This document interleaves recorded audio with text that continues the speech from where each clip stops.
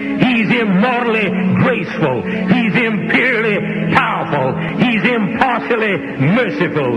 Do you know him?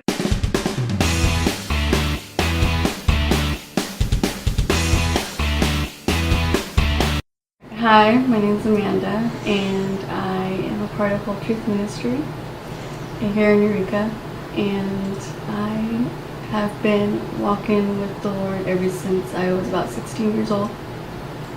Although I believe that even before then, when I was, little, that He had always been calling out to me. Even being raised in the Catholic Church, I would write prayers to Him,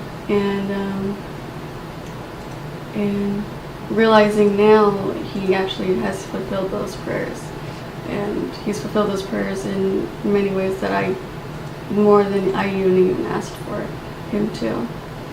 Just when I was 16 years old, I gave myself fully over to Him, even though I knew that He was always there. I made that decision to fully commit to Him and seek His ways.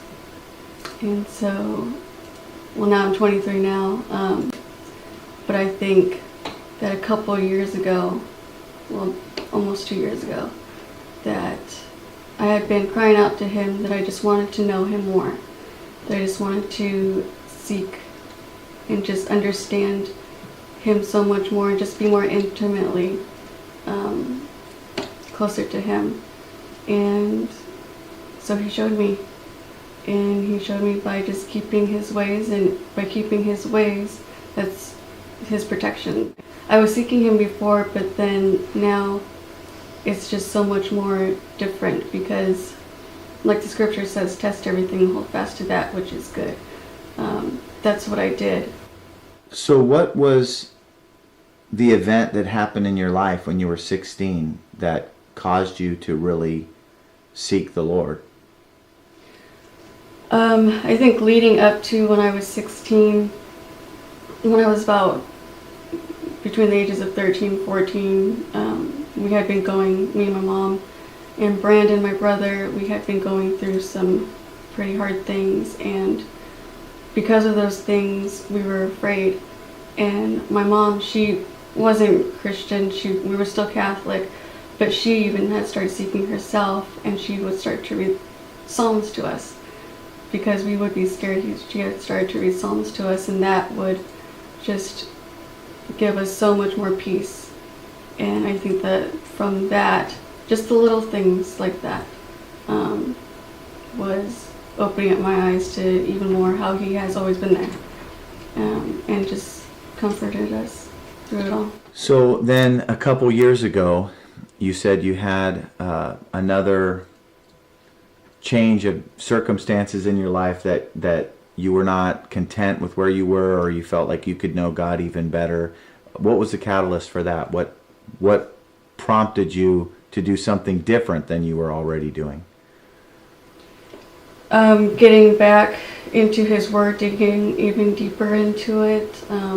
Before it was just more so, I love God, but it was like, I loved Him, it was, I don't know how to describe, kind of on the surface. Like there was more to Him that I knew was there, but I didn't fully understand, so I digged even deeper into the scriptures and went back into, the beginning of the Old Testament and started reading about Him in there, Genesis and Exodus, all of those, and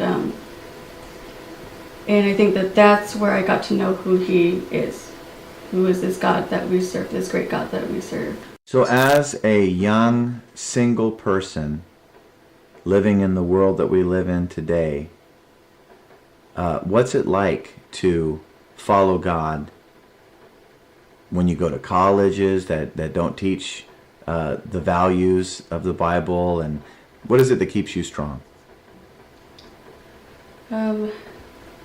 Staying in His Word, staying close in prayer with Him, constant worship, I believe, and just not getting caught up in the things of the world. I even don't watch TV anymore. I don't listen to the radio. I don't just those kind of things, eliminating those kind of worldly things, I believe is what will keep you on track.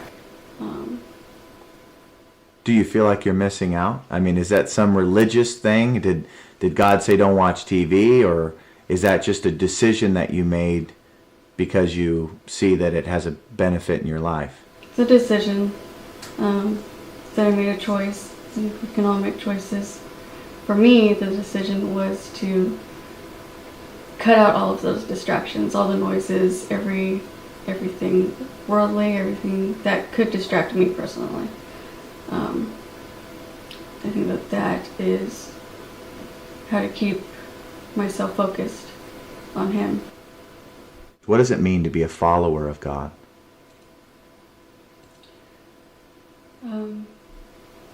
Surrendering your own wills, your own desires, and when you do surrender that over to Him, your desires and your will becomes His. And I think that we're not perfect. We are going to make mistakes, but we learn from those mistakes, and we ask Him for His forgiveness. And once we ask Him for that forgiveness, we turn away from that, whatever mistake, whatever we did that was not of Him.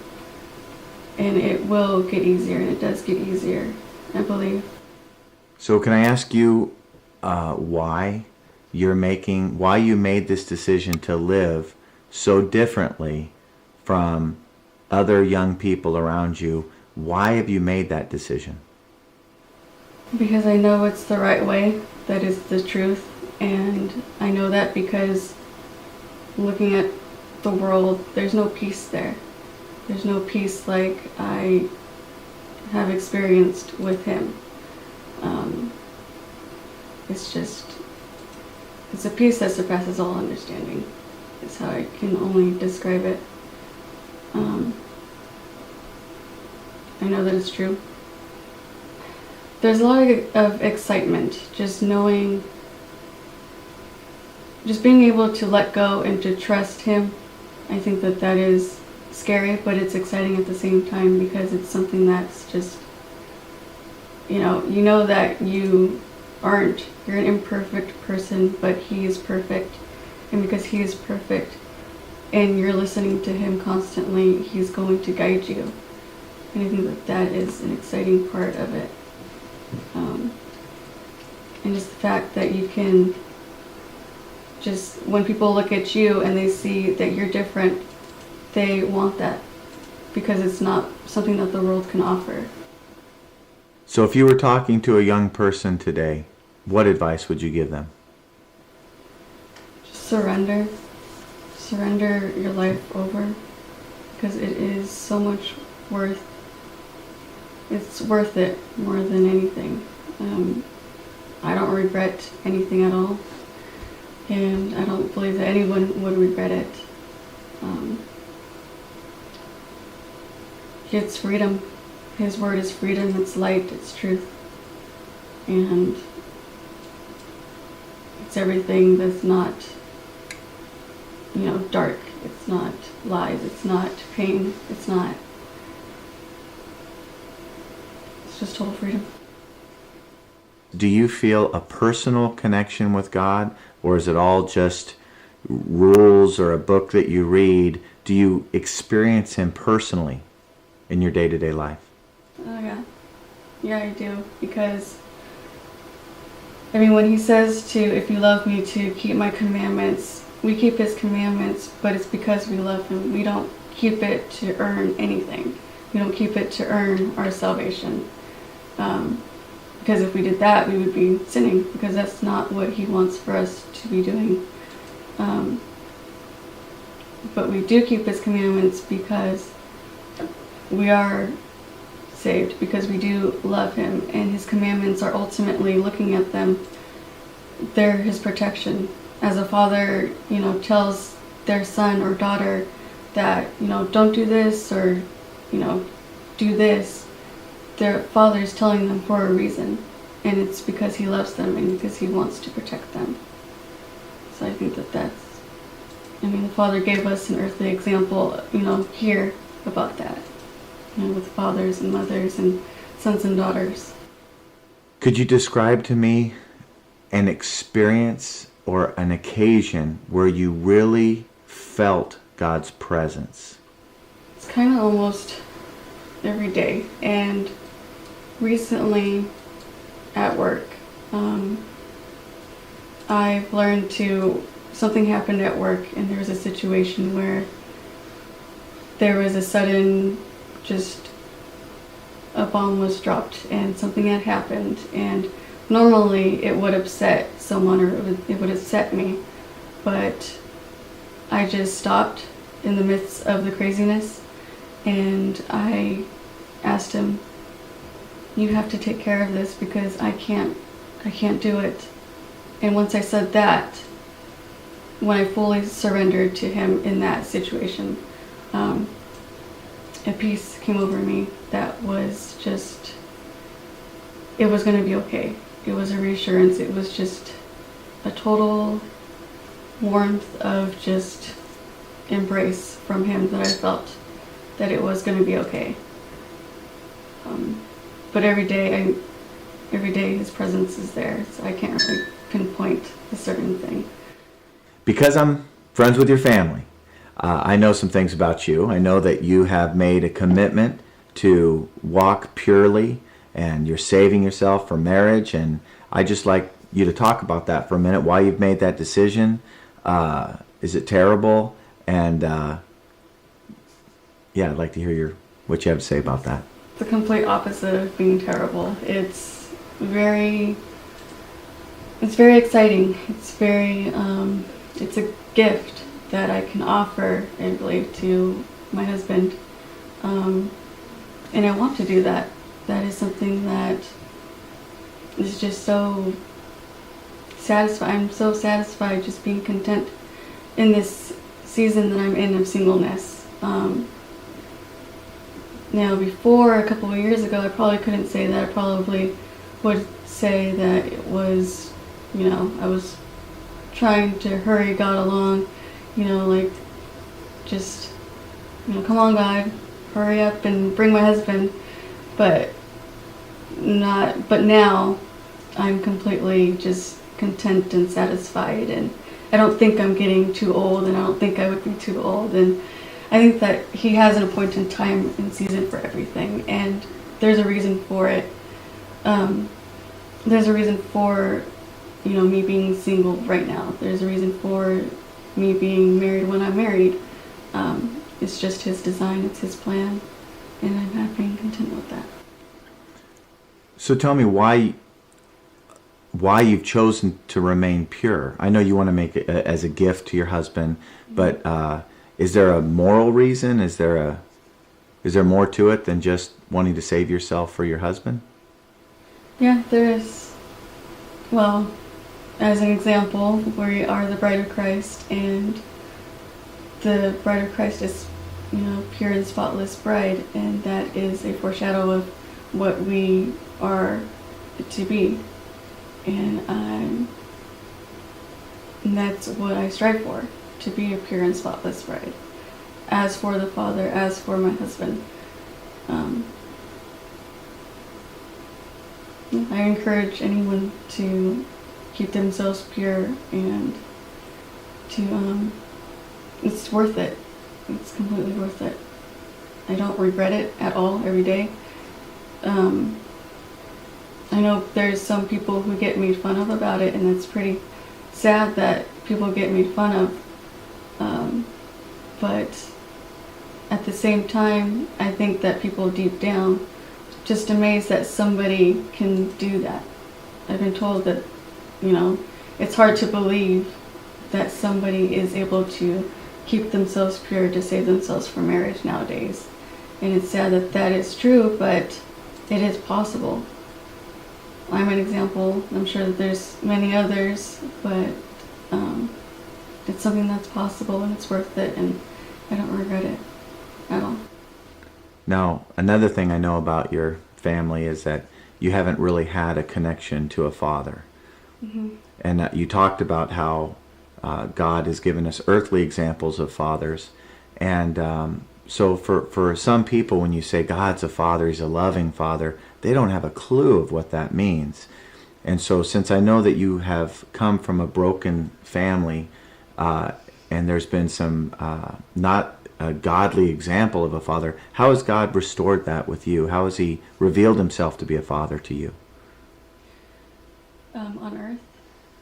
Just any, you know, because as God, because a lot of us are broken and hurting because of those bad examples that we've had. So how has God touched your heart in the area of fathers, both natural fathers and then how you relate to him as a father? He has, well, from the beginning of when I was born, because I did come from a home that was broken, he still spoke to me. He still was there, even though I didn't. I had an idea of, you know, that there was a God, that there was, you know, this God that they call Father because of the Catholic upbringing. But I think even then he was still calling out to me. That in a sense he, amongst the crazy things that were going on when I was younger that I was around, I would go in my room and just talk to God, not knowing anything that I was really doing, but I would just talk to God. And it was, in a sense, it was talking to my Father. So he is the one that has always just been the comforter, been the Father for me, even though I can't see him, even though, you know, physically as I can see, you know, someone, still, there's that knowing that he was there. And he still is. Just, I encourage everyone to seek out the Father with their whole heart, just completely surrender to him, because you won't regret it at all. I don't regret it, not for one bit. That's something I can say in true, all honesty. I don't regret that, giving my life over to him. And just seek out the scriptures. He will tell you what he would like for you to do, what he has planned for your life. And yeah, surrender. Thank you.